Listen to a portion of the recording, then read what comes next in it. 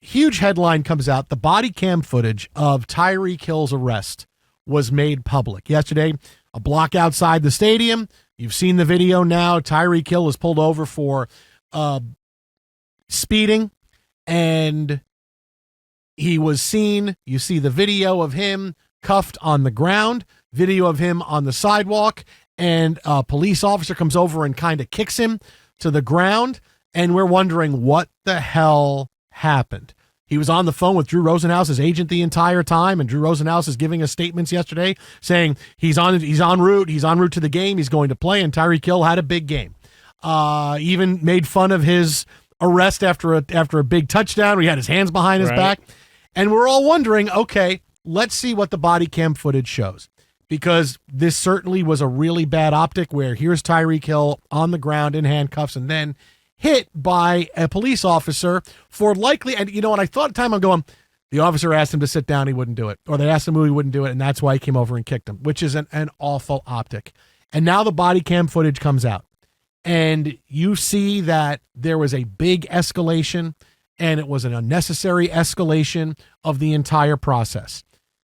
Now, there's a couple of things from this, because it's really watching it, even though I knew how it was going to end and he was okay, I was still on edge the entire time for a couple of things. And the first thing I want to say is this, and this is true everywhere for everybody, is that police officers are in a life or death situation every time they walk into a domestic situation, when they pull somebody over, when they go into a building.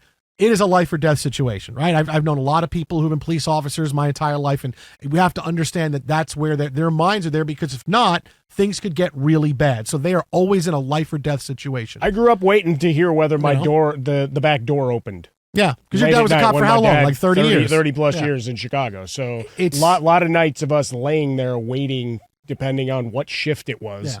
That he got home. It's a very that's how police officers go out on every shift. Everything they do, they are keyed up for, because it is a life or death situation, and not just their lives, but their partners' lives or other people who are dealing with this scene. It could seem very innocuous, and then it can go sideways really fast. So to that extent, when the police officer asks you to do something, do it. I've been in that situation where police are, roll your window down, sir. Okay, I don't like the way you're talking to me, but I'll roll my window down because I know things could get, but I roll my window down, or get out of the, whatever it is. Like that's happened. That happened to me on Staten Island a couple of times growing up. I'm like, oh my God, these cops are just in our faces, because when my friend was driving really fast or something was going on. So when police tell you to do something, you kind of have to do it. You could see they were upset that Tyreek Hill didn't roll his window down, rolled it down a tiny bit. And it's like, dude, when the police tell you to do something, do it, right? You don't want to escalate the situation. Now, that being said, right, understanding those things, there is no profession that commands and demands verbal respect more than police officers. No, in no other professional atmosphere, when anybody you deal with on a daily basis, do you get spoken to the way police officers speak to people who done something wrong, or they're involved in a situation that could be very volatile. And they are keyed up right away, right? Like, you saw the one officer get to, sir, you roll your window when I tell you, don't do blank, blank, blank. Okay, now the situation has been really escalated. Right, because he rolls the window back up, right? Yes. He takes it down, then he takes it back up, and there's whatever that time that elapses is. Yeah. Doesn't necessitate, once the car door opens, we get to a point of, all right, what's going on in his mind, but we have the body cam to show it, and the immediate visceral reaction is, well, it didn't need to do this. But you understand where the emotions, where the mentality of it is, at least trying to maintain your authority of the situation, right? Because you need to be in control. Right. And does that go overboard times? Yeah, I think you saw this was an escalation of that. There is the respecting of a police officer, and then there is a police officer not escalating a situation, because that's clearly what happened. Is that in this part, Tyreek Hill, all right, you have the situation under control, right? It's one person in a car. Once you have determined the situation is contained, here's one person in a car. This is not somebody with a weapon that's doing something. Okay, the law is on your side. And when he is screaming at Tyreek Hill to get out of the car, roll the window down, all of a sudden, does that mean the situation gets de-escalated? No, everybody's keyed up. The other officers are all keyed up. Everybody's and they pull him out of the car and they're yelling at him and yelling at him and yelling at him. And it's, okay, do you really need to do that to someone that has done something wrong that you are in control of the situation of? Do you need to verbally escalate when you have him on the ground in cuffs and you're trying to figure out answers? Right? That's, to me, when I look at that and I go, that's where a situation could have been taken care of a little bit better. Because let's just say Tyreek Hill, take the situation of Tyreek Hill. Sir, roll your window down. Roll your window. He's not doing it. Is it a better situation to say, okay, do you want to add noncompliance with a police officer to this arrest? Roll your window down. Is that better? Or is it better to bang on the window and go, you open this bleeping window right now, or blankety blank blank? How's that going to make the situation better? Again, once you know a situation is contained, and that situation was, you had 4 police officers there. They knew who it was. You have to know, hey, here's a license plate registered to Tyreek Hill. They know it's Tyreek Hill in the car. You get out, and here's how the situation just got really amped up. And just because of that verbal part of it, the way I'm saying is that would really go a long way into keeping situations below a boiling point, because you don't need to confuse the leverage you have in needing the situation with needing to yell and scream, because what does that do? That just causes chaos, right? The yelling and the screaming is not conducive to let's keep the situation under control. Understand what it is. He's going to get a ticket for reckless driving. If he doesn't comply, we're going to give him non-compliance because he didn't roll the window down, didn't get out of the car, whatever. We can do all those things without yelling and screaming and amping it up. Because if that happens, maybe does the officer go over and kick him to the ground? Maybe does that happen? I mean, I get that Tyreek Hill is saying, hey, I had knee surgery. All right, well, sir, you have 5 seconds to find your way to the ground. Okay, you have 5 seconds to find your way to the ground to sit. That's what you need to do now. And instead of the one guy with his hand on the bike going over and then kicking him, right? Like, I mean, that's tell me how that's not a better way to handle a situation. Again, that is already in control. No, again, you have him in handcuffs. He is on there. What else is he doing? If he's yelling at you, okay. But if sometimes when people yell at you when things like that are happening, you got to let that go. You're still the police officer in control of the situation. People yap. Let people yap. You can even give them more. You want to keep yelling? You want another charge put against you? Like, that's how it could go. Instead, it's just, if you don't completely respect what I said, you come back at me, that just escalates the situation. And I'm not saying it's always one person's fault, it's always another person's fault, but that's where I go, wow, there is no way this thing was under a boiling point where it could have been, where a lot of it could have been avoided, right? If they pull Tyreek Hill over, Tyreek Hill rolls his window down, they want to have him out of the car, they don't need to throw him on the ground, they could still cuff him, sit on the there's a way for it to do it where, okay, it doesn't seem like something is out of control, but the verbal part of this equation is what really escalated all of it. Yeah, but in terms of once he's out of the car and it gets physical from that point, and then obviously the extra after that, it got escalated when the window rolls back up, because you have no idea.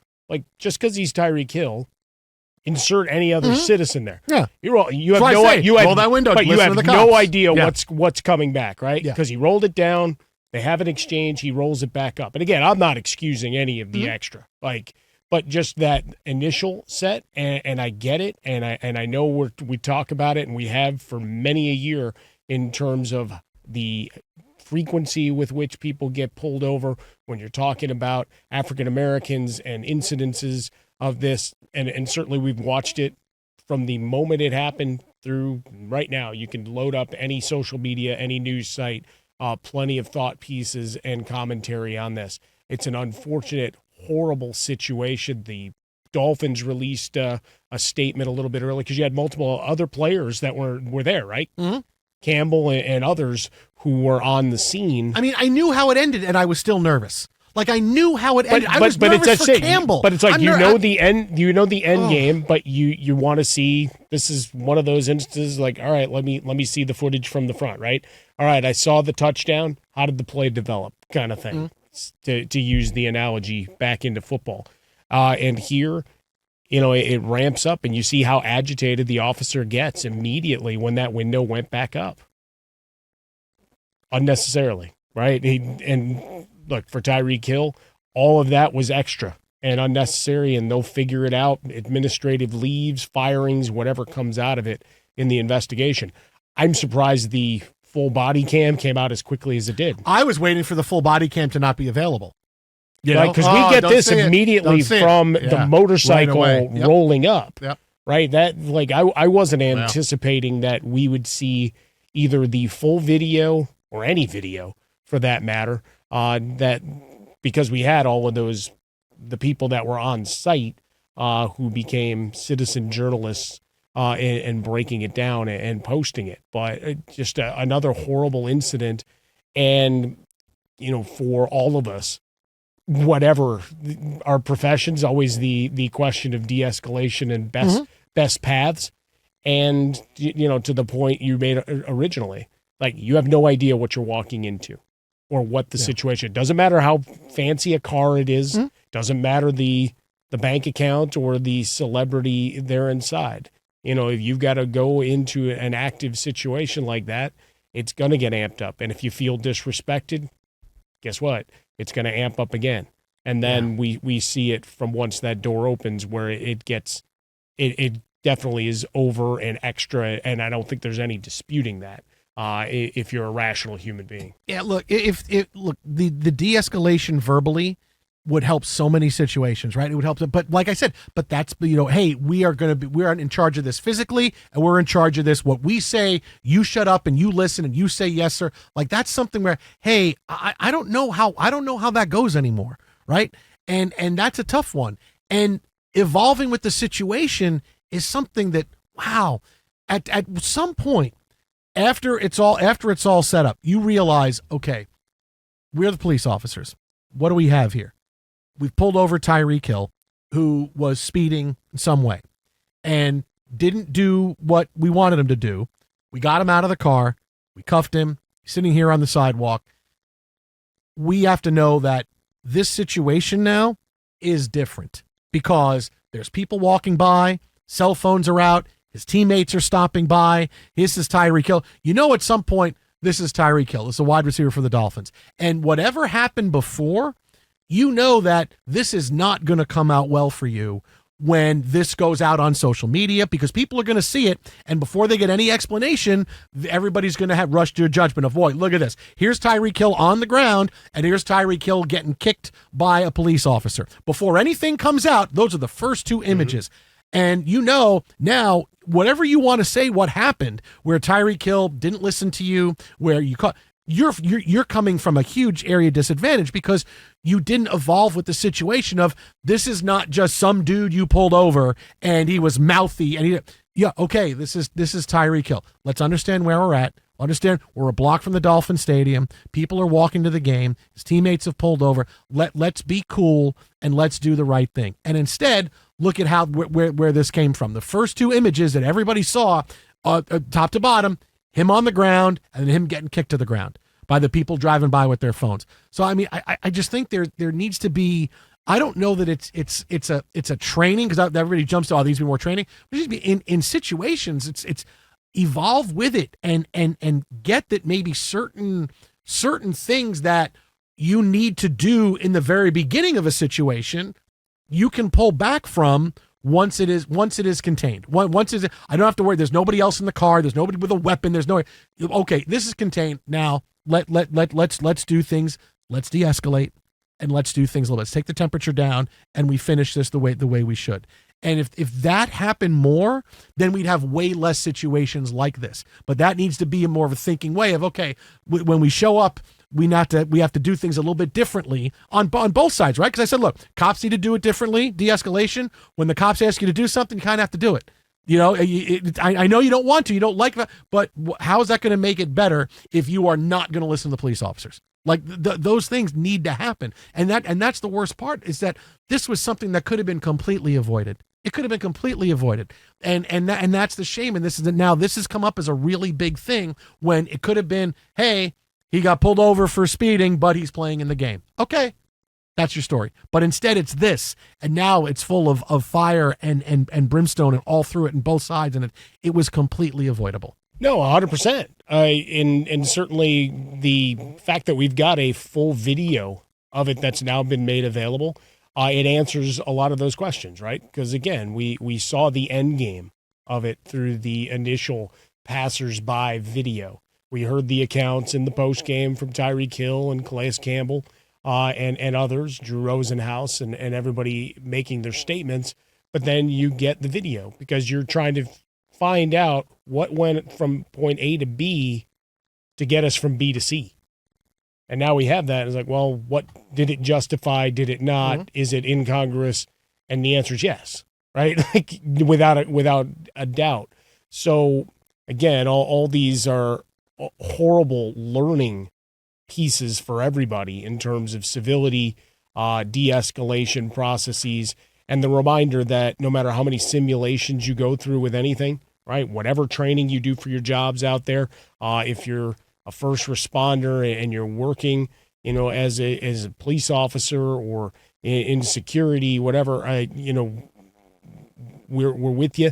Do your jobs and just recognize the power that you have and the responsibility that you take on with those roles, and for everybody else to recognize that you can do your part to de-escalate as well. But again, it's an unfortunate learning piece that'll come out of this of problems that still are pervasive within these types of situations. And no matter how many simulations you do in any line of work, when the real thing comes, if it hasn't in a while, it can get out of sorts really fast, right? We do all these trainings and whatever else for your job. Maybe you all do them as well.